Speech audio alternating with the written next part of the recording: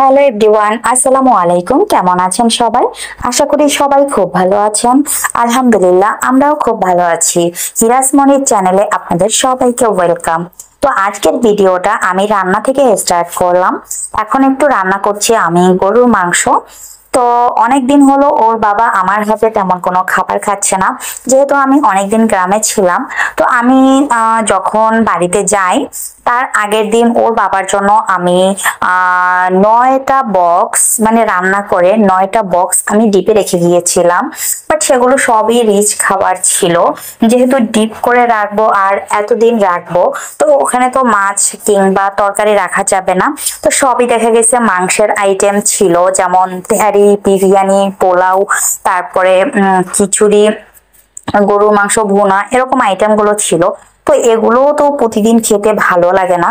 তারপরে ওর বাবা লাস্ট কিছুদিন হোটেল থেকে এনে খেয়েছে, বাট হোটেলের খাবার ওর বাবা তেমন একটা পছন্দ করে না।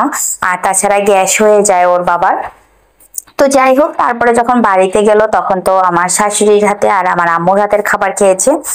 আর আমি ঢাকায় আসার পরে তেমন কিছু রান্না করে ওর বাবাকে খাওয়াতে পারিনি, যেহেতু আমার শরীরটা তেমন একটা ভালো ছিল না। আর তাছাড়া বাড়িতে গিয়ে যেহেতু বেশিরভাগই মাংস খাওয়া হয়েছে, তো 2 দিন আমি শুধু ভর্তাই করেছি।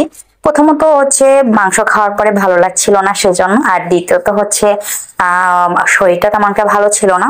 তো আজকে যেহেতু আমার শরীরটা ভালো, তাই ওর বাবা আবদার করলো ভালো কিছু ওর বাবাকে যাতে আমি আজকে করে খাওয়াই।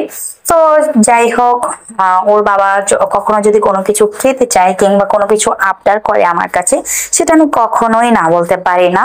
তো আমার শরীরটা এখনো সম্পূর্ণ ঠিক হয়নি, তারপরে ওর বাবা যেহেতু মানে ইচ্ছা প্রকাশ করেছে, এখানে তো আর আমার বলার কিছু নেই। তো যাই হোক, সেই জন্য ওর বাবার জন্যই আমি আজকে একটু ভালো মন্দ কিছু তৈরি করব। তো সেটাই আপনাদের সাথে আজকে একটু শেয়ার করব। তো আমি কিন্তু ওদিকে গরুর মাংসটা কষাচ্ছি, আর এদিকে আমি মুরগির মাংসটা মানে বুকের মাংসটা, হাড় ছাড়া বুকের মাংসটা আমি কিমা করে নিয়েছি। এটা হচ্ছে আমি একটু চিকেন কাবাব বানাবো। তো যেহেতু আজকে একটু অনেক ধরনের আইটেম করব, তো সবগুলো যদি ডিটেলসে আমি আপনাদের সাথে শেয়ার করতে চাই, তাহলে প্রথমত ভিডিওটা অনেক বড় হবে। তার চেয়েও বড় কথা হচ্ছে আমি সময়ের সাথে পারবো না, যেহেতু মাহিরার শরীরটা এখন ভালো না। তো মাহিরাকে আমার বেশিরভাগই কোলে কোলে রাখতে হয়, কারণ বাচ্চা মানুষ অসুস্থ থাকলে তো আর খেলাধুলা করতে চায় না কিংবা নিচে থাকতে চায় না। দেখা যায় কোলে কোলেই একটু থাকতে ওরা বেশি পছন্দ করে। আর তাছাড়া মাহিরা কিন্তু মাশাআল্লাহ খুবই প্লেফুল ছিল, মানে দেশে যাওয়ার আগ পর্যন্ত। ওকে এখনো মানে এমন অনেক সময় হয়ে গিয়েছে যে আমি ওকে কোলে নিতে চাইতাম, বাট ও আমার কোলে আসতো না, মানে ও খেলতো একা একা। বাট গ্রামে যাওয়ার পর ও অচেনা মানুষ, অচেনা পরিবেশ দেখে কিছুটা ঘাবড়ে যায়, যার কারণে ও আমার কোলে কোলে থাকে। আর তখন থেকে ওর মোটামুটি একটা মানে হ্যাবিটে পরিণত হয়েছে আমার কোলে থাকা। আর তাছাড়া ওর যেহেতু শরীরটাও তেমন একটা ভালো নেই, সেজন্য ও এখন বারবার বায়না ধরে আমার কোলে উঠে থাকার জন্য। তো বাসায় যেহেতু কেউ নাই, আমাকেই ওকে কোলে নিতে হবে, কারো কোলে দিতে পারি না। ওর বাবা যতক্ষণ বাসা থেকে আমি খুব রিল্যাক্সে কাজ করি কিংবা একটু রেস্ট করি, কিন্তু ওর বাবা তো সব সময় বাসায় থাকে না, তখন দেখা যায় আমাকেই ওকে কোলে নিয়ে মানে কাজকর্ম করতে হয়। তো সেই জন্য আমি ওই হিসেবেই কাজ করি, কারণ আমারও যেহেতু শরীর তেমনটা ভালো নেই, তো খুব প্রেসার দিয়ে কাজ করি না। তো যাই হোক, আপনাদের সাথে কথা বলতে বলতে কিন্তু আমার রান্না প্রায় শেষের দিকে চলে এসেছে। এখানে আমি 2টো চিকেন ফ্রাই করেছি, যেহেতু আমরা 2জন মানুষ, আর তাছাড়া এখন ফ্রাইটা করলে রাত্রে খেতে ভালো লাগবে না, শুধু দুপুরে খেয়ে ফেলবো, সেজন্যই করা। আর 2টো ডিম ভুনা করে নিয়েছি, সরি 2টো ডিম ফ্রাই করে নিয়েছি, আর কাবাব করে নিয়েছিলাম। তো এগুলো সবই আমি অফ ক্যামেরাতে করেছিলাম, আর শুধু আপনাদের সাথে আইটেম গুলো শেয়ার করলাম।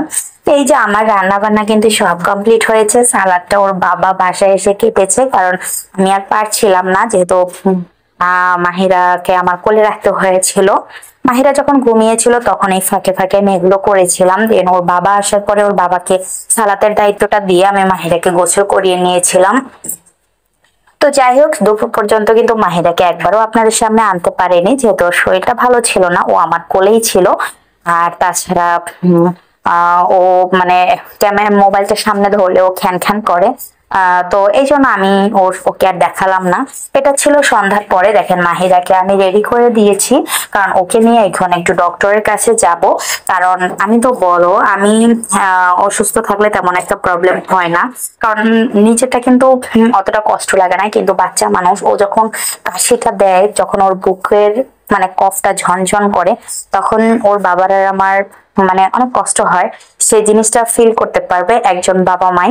আর মানে ও আমার মেয়ে প্রচন্ড প্লেফুল ছিল আলহামদুলিল্লাহ। আমার মেয়েকে যারা সরাসরি দেখেছে কিংবা যাদের সাথে আমি এই বিষয় নিয়ে ডিসকাস করি তারাই জানে আমার মেয়ে অনেক শান্ত ছিল। শান্ত বলতে সে প্লেফুল ছিল, মানে প্রচন্ড দুষ্টামি করতো, খেলতো, বাট আমার কাছে আসতো না, মানে আমার কোলে ওঠার জন্য বায়না ধরতো না, কিছুই করতো না। ও সারাদিন খেলা করতো। যখন খেলতে খেলতে খেলতে খেলতে এক সময় ও ক্লান্ত হয়ে যেত, ওর ঘুম চোখে আসতো, তখন ও আমার কাছে চলে আসতো। তখন ওকে আমি ঘুম পাড়িয়ে দিতাম। আবার অনেক সময় এমন হতো ওকে জাস্ট শুয়ে দিতাম, ও ঘুমিয়ে যেত। তো সেই মেয়ে আমার এখন আমার কোল ছাড়া কিছুই বোঝে না যেহেতু, তো একে তো রেখে আমি কাজ করতে পারি না। কারণ কিছু বাচ্চা আছে যারা অলওয়েজ কান্না করে, অলওয়েজ ডিস্টার্ব করে, সেটা অন্য কথা। যেহেতু মাহিরা কখনোই কান্না করতো না, ডিস্টার্ব করতো না, সেখানে কান্না করাটা মানে আসলেই ওর শরীর অনেক খারাপ। ও মানে নিজেকে হয়তোবা নিজে নিজে মানিয়ে নিতে পারছে না। তো সেজন্য ও আমার কাছে বারবার আসছে, আমার মেয়ে সবার আগে। তো যাই হোক, সারাদিন ওকে কোলে কোলে নিয়ে আমি কাজ করি। আর ওর চোখের পানি ওর বাবা কিছুতেই সহ্য করতে পারে না। সে সব সময় বলবে সব কাজ বাদ, আগে আমার মেয়েকে রাখবা। তো যাই হোক, ওকে রেডি করিয়ে দিয়েছি। আর অনেকক্ষণ ভিডিও করতে পারছি কারণ আমরা 7টা বাজে রেডি হয়েছি, বাট ওর বাবা আসছে না। দোকানে প্রচন্ড ভিড় ছিল, যার কারণে ওর বাবা 8টা বাজে এসেছে। তো 1 ঘন্টা আমরা দুজনে অনেক দুষ্টামি করেছিলাম। তো সেই ফাঁকে আমি এতগুলো ভিডিও করে নিয়েছিলাম, কারণ বসেছিলাম, আমিও রেডি হয়ে গিয়েছিলাম, ওকেও রেডি করে দিয়েছিলাম, খাইয়ে দিয়েছিলাম। তো যাই হোক, মাহিরাকে ডক্টরের কাছে নেওয়ার পরে ওকে ঠান্ডা কাশির ওষুধ দিয়েছে, ওর অ্যালার্জি বেড়েছিল, সে অ্যালার্জির ওষুধ দিয়েছে। তো তারপরে আর ভিডিও করা হয়নি, কারণ ওর বাবা এসে খুব তাড়াহুড়ো করছিল, যেহেতু লেট হয়ে গিয়েছিল। কল করে জেনে নিয়েছিল ডক্টর আছে মাত্র 10 মিনিটের জন্য। তো সেই জন্য আমরা খুব তাড়াহুড়ো করে গিয়েছি, আবার সেখান থেকে তাড়াহুড়ো করে চলেও এসেছি। তো সেই সব ভিডিওগুলো আর আপনাদের সাথে শেয়ার করতে পারিনি, কারণ সেই পরিস্থিতি ছিল না। তো যাই হোক, আপনাদের কাছে আজকের ভিডিওটা কেমন লেগেছে কমেন্টস করে জানাবেন। আজকের ভিডিওটা এতটুকুই। আল্লাহ হাফেজ।